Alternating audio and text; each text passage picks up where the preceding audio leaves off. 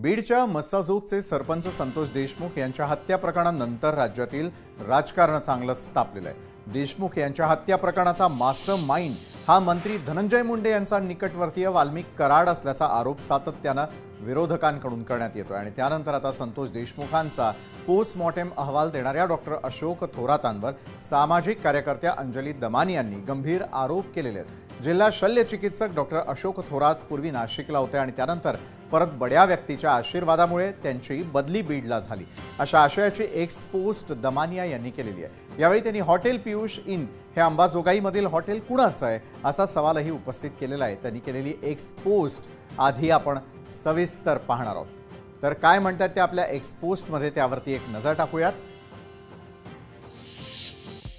तर एक्स पोस्टमध्ये अंजली दमानिया लिहितात, हॉटेल पियुष इन हे अंबाजोगाई येथील हॉटेल नेमकं कुणाचं आहे? मला अशी माहिती मिळते की डॉक्टर अशोक थोरात यांचं आहे। हे बीड रुग्णालयामध्ये सिव्हिल सर्जन आहेत, याची चौकशी व्हायला हवी। त्यांच्याच खाली संतोष देशमुख यांचं शवविच्छेदन झालं। वाल्मिक कराड यांना दोनदा रुग्णालयात आणण्यात आलं। हे काही दोन महत्त्वाचे मुद्दे त्यांनी उपस्थित केलेले। 11 रुग्णांना बाहेर काढून एका ठणठणीत गुन्हेगाराला आयसीयू मध्ये ठेवण्यात आलं। चौथा मुद्दा होता, हे पूर्वी आरोग्य मंत्री विमल मुंदडा यांचे ओएसडी होते। तर मग बीडहून नाशिकला बदली केली आणि आता मोठ्या आशीर्वादानं पुन्हा एकदा बीडमध्ये त्यांचं आगमन झालेलं आहे, असा आरोप खुद्द अंजली दमानिया यांनी केलेला आहे। बरं, ज्या डॉक्टर अशोक थोरातांवरती अंजली दमानिया यांनी आरोप केलेले आहेत ते नेमके कोण आहेत तेही आपण आता जाणून घेणार आहोतच। तर अशोक थोरात कोण आहेत? डॉक्टर अशोक थोरात आधी आरोग्यमंत्री विमल मुंदडा यांचे ओएसडी होते। नंतर डॉक्टर अशोक थोरातांची बीडहून नाशिकला बदली झाली। त्यापाठोपाठ आता पुन्हा डॉक्टर अशोक थोरात पुन्हा बीडमध्ये जिल्हा शल्य चिकित्सक म्हणून रुजू झालेले आहेत। तर अंजली दमानी यांच्या आरोपांनंतर अंबाजोगाईतील पियुष इन हॉटेल हे देखील आता चांगलंच चर्चेत आलेलं आहे। पियुष इन हॉटेल थोरात कुटुंबियांच्या मालकीचं असल्याचं देखील त्यांचं म्हणणं आहे। तर अंजली दमानिया यांच्यानंतर भूमाता ब्रिगेडच्या नेत्या तृप्ती देसाई यांनी देखील मोठा गौप्यस्फोट केलेला आहे। त्यांनी सोशल मीडियावरती पोस्टद्वारे एक यादी शेअर केलेली आहे। या यादीमध्ये वाल्मिक कराडच्या मर्जीतील पोलिसांची नावं असल्याचा दावा तृप्ती देसाईंनी केलेला आहे। बीड जिल्ह्यामध्ये वाल्मिक कराडचे निकटवर्तीय आणि मर्जीतील पोलीस अधिकारी हे मोठ्या प्रमाणावरती असल्याचं त्यांनी म्हटलं आणि या संदर्भात त्यांनी गृहमंत्री फडणवीसांकडे रीतसर तक्रारही दिली आहे। तसंच यादीतील पोलिसांच्या नावाची चौकशी करून त्यांची बदली जिल्ह्याबाहेर करण्याची मागणी तृप्ती देसाईंनी केली आहे। त्यांनी सोशल मीडियावरती केलेली पोस्ट आधी पाहूयात आणि त्यानंतर आपण सविस्तर चर्चेकडे देखील वळणार आहोत।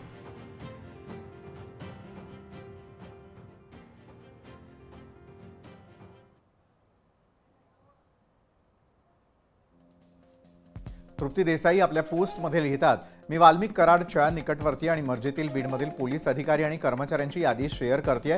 गृहमंत्र्यांनी आणि बीड जिल्ह्याच्या पालकमंत्र्यांनी या सर्व पोलीस अधिकारी आणि कर्मचाऱ्यांची जी आहे ती सर्व खात्रीलायक चौकशी करून त्यांची बदली बीड जिल्ह्याच्या बाहेर करणं गरजेचं आहे, तरच आपण बीड जिल्ह्यातील गुंडाराज रोखू शकतो, असं स्वतः तृप्ती देसाई म्हणतात।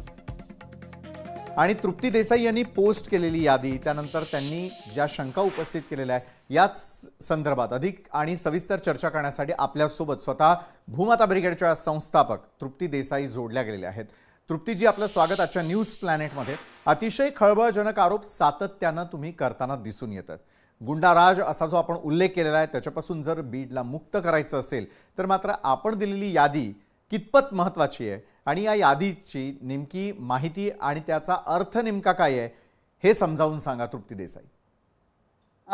विशाल सर, आपण जर बघितलं तर संतोष देशमुख हत्या प्रकरण हे बीड जिल्ह्यातल्या पोलीस स्टेशन मधलं आहे, किंवा खंडेरी प्रकरण जे आहे ते बीड जिल्ह्यातल्या पोलीस स्टेशन मध्ये तोही गुन्हा दाखल आहे। आणि बीड जिल्ह्यामध्ये आपण जर बघितलं तर वाल्मिक कराड हे धनंजय मुंडेंचे उजवे हात म्हणून ओळखले जातात आणि आतापर्यंत वाल्मिक कराडच्या मर्जीतले जे काही पोलीस अधिकारी कर्मचारी आहेत ते अनेक पोलीस स्टेशनला तिथं जे आहेत ते उपलब्ध आहेत। याच्या माध्यमातून त्या वाल्मिक कराडची जी काही तरुणांची टोळकी आहे, जी हां, 20शीतले तरुण आहेत, 25शीतले तरुण आहेत, ज्यांच्यावर अनेक गुन्हेगारी स्वरूपाचे आरोप आहेत, तर अशांना वाचवण्यासाठी काही मर्जीतले अधिकारी जे आहेत ते अनेक बरं. ठिकाणी आणलेले आहेत.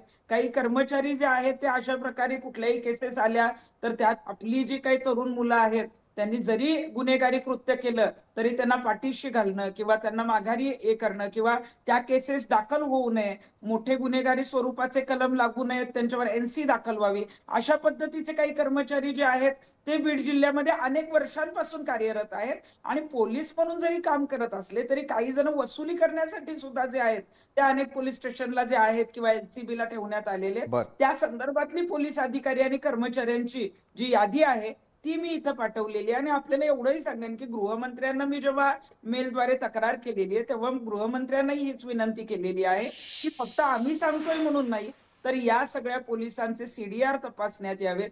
त्यांनी आतापर्यंत ज्या पद्धतीनं काम केलेलं आहे किंवा त्यांच्या ज्या काही केसेस त्यांच्याकडे आल्या त्याच्या बाबतीतल्या काही तक्रारी आहेत का, सर्वसामान्यांना न्याय न देता गुंडांना कुठं आश्रय दिला गेला का, काही केसेस ज्या आहेत त्या दाखलच झाल्या नाहीत तर का दाखल झाल्या नाहीत, आणि अशा पद्धतीच्या ज्या काही तक्रारी आहेत हां, हां. त्या वारंवार येत होत्या.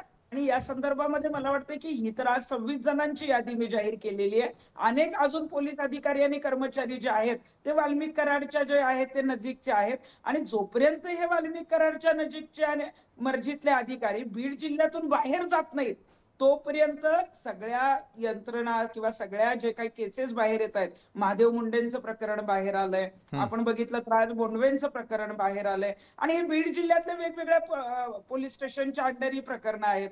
मग आम्ही जी दिलेली यादी आहे ती परळी शहर पोलीस स्टेशन असेल, आंबेगाव पोलीस स्टेशन असेल, धारूर पोलीस स्टेशन असेल, या सगळ्या पोलीस स्टेशनच्या बाबतीतले कर्मचाऱ्यांची दिलेली आहे. आणि मग हे गुन्हे जे काही बाहेर येत आहेत ते अशाच पोलीस स्टेशनच्या ज्या आहेत त्या अखत्यारीत आहेत. आणि मग हे जे पोलीस कर्मचारी आणि अधिकारी जर वाल्मिक कराडच्या जवळचे असले हां, हां. तर अशा पद्धतीनं बाहेर निघालेले जी प्रकरणं आहेत ज्याच्यामध्ये वाल्मिक कराडच्या जवळचे तरुण किंवा गुंड ज्याच्यामध्ये सामील आहेत त्याचा तपास नीट होऊ शकतो का, तर अजिबात नाही होऊ शकत. आणि म्हणूनच जोपर्यंत हे अधिकारी आणि कर्मचारी बीड जिल्ह्याच्या बाहेर बदली होऊन जात नाही हां. तोपर्यंत जो काही गुंडाराज इतक्या वर्ष चाललेला आहे तो थांबू शकत नाही. बरं, पण तृप्ती देसाईजी, तुमचा इशारा देखील या अधिकाऱ्यांकडे असल्याचं दिसतं. अंजली दमानी यांनी आज जाऊन केलेली जी तक्रार आहे त्यामध्ये देखील एका शल्य चिकित्सकाचं नाव येताना दिसतं. दुसरीकडे सुरेश धस यांनी एक म्हटलेलं आहे की केवळ ही यादी 26 पुरती नाही, जसं मगाशी तुम्हीही उल्लेख केलेला होता की ही यादी 100पेक्षा जास्त अधिकाऱ्यांची आहे असं म्हटलं जातं. मात्र हे दावे करत असताना या संदर्भातले पुरावे आहेत का हो तुमच्याकडे? त्या संदर्भातले ज्यावेळेला तुम्ही थेटपणे दावे करताना दिसतात त्यावेळेला अनेक प्रश्न उपस्थित होताना दिसतात. एका बाजूला बीड आणि बीडची होत असलेली बदनामी हा मुद्दा चर्चेला येतो. दुसरीकडे त्या ठिकाणी असलेले सर्व अधिकारी जे कार्यरत असतील त्यांच्यावरती प्रश्नचिन्ह उपस्थित होताना दिसतं. तर 26 जणांची यादी तुम्ही जाहीर करता, सुरेश धस 100पेक्षा जास्त यादी असल्याचंही म्हणताना दिसतात. तुम्ही जशी तक्रार केलेली आहे, स्वतः गृहमंत्र्यांना त्या संदर्भातली विनंती केलेली आहे. अंजली दमानिया देखील थेटपणे जाऊन भेटीगाठी करत असल्याचं मुंबईमधलं चित्र आपल्याला पाहायला मिळतं. मग अशा वेळेला ही यादी आत्ताच किंवा या क्षणालाच का, आणि या याद्यांमागचं सत्य काय आहे? आपण जर बघितलं तर पोलिसांची जी यादी आहे ती काही विनाकारण करणं किंवा प्रसिद्धीस येणं बऱ्याच जणांना असं वाटतं की असा हेतू, परंतु बरं. पोलिसांची काहीतरी माहिती आणि पुरावे असल्याशिवाय आम्ही नावं देऊ शकतो का, तर आमच्याकडे बरेच पुरावे त्या संदर्भातले आलेले आहेत. अनेक ठिकाणी ज्या पद्धतीने हे पोलीस कर्मचारी आणि अधिकारी कार्यरत आहेत, काही केसेसमध्ये त्यांनी कसा हलगर्जीपणा केला, काही केसेसमध्ये ज्या केसेस दाखल व्हायला पाहिजे होत्या त्या कशा दाखल झाल्या नाहीत, काही ठिकाणी फिर्यादी गायब आहेत तर काही ठिकाणी आरोपी हजरच केले गेले नाहीयेत, काही ठिकाणी जे आहेत ते पोलीस अधिकारी कर्मचारी असून सुद्धा अनेक ठिकाणी वसुलीसाठी म्हणजे पैसे गोळा करण्यासाठी पोलीस कर्मचारी मर्जीतले ठेवले गेलेत. आणि असे जे काही आहे ते गृहमंत्र्यांना मी तक्रार तर केलेलीच आहे, हां. परंतु त्यांना जर सगळे पुरावे लागले तर सगळ्या पुराव्यासहित मी गृहमंत्र्यांची या संदर्भामध्ये भेटही घेणार आहे. आणि जसं सुरेश धस साहेबांनी सांगितलं की अनेक अधिकारी आणि कर्मचारी याच्यामध्ये आहेत, त्यांचं अगदी बरोबर आहे की अजूनही असे अधिकारी आणि कर्मचारी आहेत. बीडची बदनामी करणं हा कुणाचाच अजिबात उद्देश नाही. बीड हे चांगलं होतं आणि चांगलंच राहिलं पाहिजे. उलट बीडच्या या गुंडाराज जी काही आता 1.5 महिना चर्चा चालू आहे त्यात हां. सुधारणा झाली पाहिजे. आणि त्यासाठी बीडमध्ये हे जे काही असलेली जी काही लोक आहेत की ज्यांच्यामुळं बीडला कदाचित पुढे डाग लागू शकतो किंवा काही गोष्टी पुढे येऊ शकणार नाहीत, त्यासाठी या अधिकाऱ्यांची बीडच्या बाहेर बदली होणं हा. गरजेचं आहे. आणि अंजली दमानी यांनी जेव्हा सांगितलेलं आहे की मला वाटतं की अंजली ताई तर खूप चांगल्या पद्धतीनं या प्रकरणाचा पुढे छडा लावतायत. थोरातांचं प्रकरण असेल किंवा अनेक प्रकरणं असतील, तर या संदर्भात सुद्धा मला वाटतंय की जी काही सखोल चौकशी आहे ती मुख्यमंत्र्यांकडून तातडीनं होणं गरजेचं आहे. बरोबर आहे. आपण जी मागणी करताना दिसतंय, आता स्वतः मुख्यमंत्री या संदर्भातला कुठला निर्णय घेताना दिसतात. मात्र एक गोष्ट निश्चित सांगावीशी वाटते की आत्ता ज्या प्रकारे बीड असेल किंवा तिथून अनेक प्रकरणं समोर येत असल्याचं पाहायला मिळतंय, तत्पूर्वी मात्र एका होतकरू तरुण सरपंचाला आपला जीव गमवावा लागलेला होता, ज्याचं कुटुंब अजूनही न्यायाच्या प्रतीक्षेत आहे. तृप्ती देसाई यांनी जे आज काही अधिकाऱ्यांची नावं समोर आणलेली आहेत, ते यादी संदर्भातली चर्चा आपली त्यांच्यासोबत सुरू आहे. ब्रेकवर जाण्याआधी आणखी एक मुद्दा उपस्थित झालेला होता आणि तो म्हणजे असा, तृप्तीजी, की एका सरपंचाला, तेही एका तरुण सरपंचाला कुठल्या प्रसंगाला सामोरं जावं लागलं ते तर आपण पाहिलं, आणि त्यानंतर मात्र अधिकारी आणि त्या संदर्भातली चर्चा होताना दिसतीये. आणि दुसरीकडे आपल्याबरोबर अंजली दमानिया जी देखील सामाजिक कार्यकर्त्या या चर्चासत्रात जोडल्या गेल्या. तृप्तीजी, मी आपल्याकडे येणारच आहे, मात्र आपण आता पुन्हा एकदा जाणार आहोत, ते म्हणजे अंजली दमानिया यांच्याकडे. अंजली दमानियाजी, तृप्ती देसाई या थेट गृहमंत्र्यांकडे जी यादी त्यांनी जाहीर केली त्याच्या तक्रारी संदर्भात पुरावे घेऊन जाणार असल्याचं स्पष्टपणे सांगताय. तुम्ही देखील अगदी काही क्षणांपूर्वी अजित पवार यांची भेट घेतलेली होती. उपमुख्यमंत्र्यांबरोबर झालेल्या या भेटी दरम्यान कुठल्या महत्त्वाच्या मुद्द्यावरती तुम्ही चर्चा केलेली आहे आणि कुठल्या प्रकारचं आश्वासन त्यांनी आपल्याला दिलेलं आहे? नाही, कसं आहे की मी उपमुख्यमंत्र्यांची भेट नाही घेतली, मी राष्ट्रवादी पक्षाच्या अध्यक्षांची भेट घेतली आहे. बर. कारण कसं आहे की आता धनंजय मुंडे हे ज्या पक्षातले आहेत आणि ज्यांच्याकडनं राजीनामा घेण्याचा हक्क त्यांच्या पक्षाच्या अध्यक्षांना आहे. बरोबर. म्हणून खरं तर तुम्हा सगळ्यांना, पूर्ण महाराष्ट्राला माहितीये की माझा आणि अजित पवारांचा कसा 36चा आकडा आहे. पण तरी म्हटलं की भ्रष्टाचार आणि त्याच्या विरुद्धचा लढा हा बाजूला राहू दे, पण आताची हे जे कृत्य आहे ते इतकं किळसवाणं आहे, इतकं म्हणजे खालच्या लेवलचं आहे की महाराष्ट्रात प्रत्येक माणसाला वाटेल की असं कृत्य कधीही परत झालं नाही पाहिजे. म्हणून जसं आज तृप्ती देसाई लढतायत आणि त्या प्रत्येक माणसाची हीच भावना आहे की याच्या पुढे असं कधीही घडायला नको, म्हणून प्रत्येक जण आपापल्या परीने त्याचे सगळे डिटेल्स बाहेर काढतोय. मी आता अजित पवारांना त्याचे सगळेच्या सगळे डिटेल्स कसे दिलेत की बाबा, एक व्यंकटेश्वरा इंडस्ट्रियल सर्व्हिसेस नावाची कंपनी आहे ज्याच्यात बॅलन्स शीट्स मी दिलेत की महाजनको बरोबर यांचे आर्थिक संबंध आहेत. आणि कोण आहेत हे कंपनीचे मालक? तर धनंजय मुंडे, राजश्री मुंडे आणि वाल्मिक कराड हे देखील त्या कंपनीत आहेत. तर 2 कंपन्या आहेत, एक व्यंकटेश्वरा आणि एक टर्टल लॉजिस्टिक्स.